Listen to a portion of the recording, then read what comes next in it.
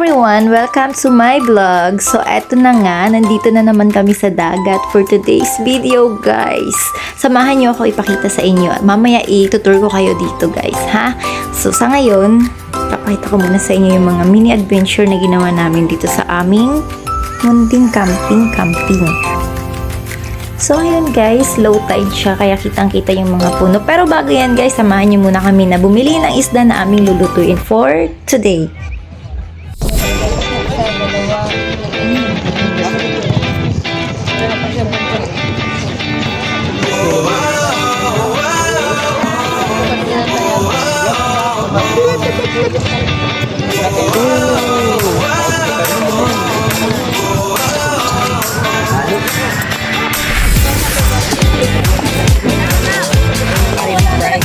Ang magandang panggilaw dyan, Teddy.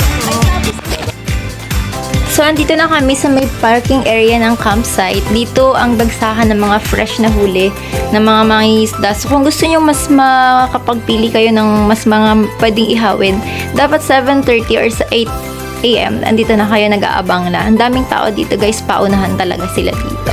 Ay, ang hawak ni ate guys yung nabili namin. 2 ganyan na malalaki. 200 pesos lang yun guys. And fast forward, eto na guys, eto na yung nabili namin for the ihaw na. Kasi we're hungry na.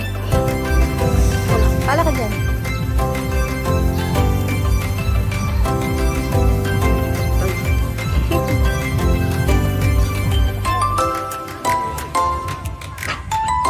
Paksiw. At bukod sa ihaw guys, meron din kaming paksiw na yellowfin guys. Paksiw na yellowfin na tinamad. Kasi tingnan nyo naman guys, yung sibuyas, bilog pa. At yan lang din yung sangkap namin dyan guys. Pero masarap naman siya. At syempre, meron din kinilaw na yellowfin. First time ko matikman to guys. At tapos na din naman kami mag-foodie. Oras na para maligo naman. Napakalinaw ng tubig dito. At sobrang babaw din kahit nasa malayo ka na. Magbabangka kami guys. Wait lang, papakita ko. So, habang nag-aantay kami mag-check out guys, inabail namin yung boat riding. 350 per head lang to.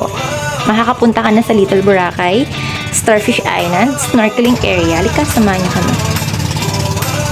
Sa halagang 350 guys, hindi na lugi. Sulit na yun. Kasi, sobrang ganda naman talaga. Pwede nyo rin i-avail yan, banana boat, kayaking. Kaso nga lang, may additional payment yon. Ilalagay ko na lang sa comment section kung magkano yung ibabayad pag i-avail ngayon. So, while waiting mag-check out, nandito kami. Dito kami nagpalipas ng oras. Sobrang sulit. Ito yung Little Boracay. Yun nga lang high tide yung pagpunta namin dito. Kaya hindi namin nakita yung sandbar. Ganun pa man, sulit pa din. Kasi sobrang linaw talaga ng tubig dito. Ito daw yung Little Boracay. Yun lang ah. High tide. Sayang. Ito yung last activity na ginawa namin dito guys. Pakain sa isda at saka yun, snorkeling. Tapos, pauwi na kami guys. Itutur ko kayo kung ano yung itsura sa labas at sa loob ng campsite na to. Dahil after nito, uwian na. So, eto na guys, ipapakita ko sa inyo ang SMPMPA campsite dito sa Sitio Palobadera, Calatagan, Batangas. Dito sa bungad ng campsite guys, nandito agad yung parking area ng mga 4 wheels at saka ng mga 2 wheels. Safe ang parking area nila kaya no worries. Then, eto yung entrance. Dito nagbabayad ng entrance fee at saka ng parking fee. Nandyan din nakapaskil yung mga house rules nila, so pwede na lang basahin. Safe naman dito guys. At eto sa kaliwa yung CR nila.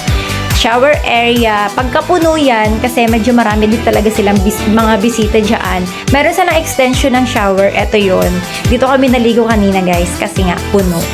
And after mag-settle ng payment, diretso na tayo dito sa loob.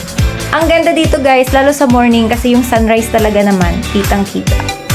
Ayan, napakalinis din naman dito. Isang activity na pwede nyo pa rin gawin dito guys, yung mamingwit dito sa may corner na to. Maganda dyan guys, malinaw din yung tubig dyan. And one more thing, 24 hours operating yung campsite na to. So anytime, pwede kayo mag-check-in. Ito yung loob ng campsite nila guys. Mapuno naman siya. Pwede kayong magtayo ng duyan. At ito yung tubig dito. Ito yung dagat. Malinaw naman siya guys. White sand din naman dito. 12 noon yung pinakamagandang view dito kasi hindi na siya low tide. Dala na lang din kayo ng camping materials kung gusto nyo makatipid. Pwede rin kayo mag-avail ng kanilang mga cottages kung wala kayong tent. Ayan lamang. Bye! See you on my next mini vlog.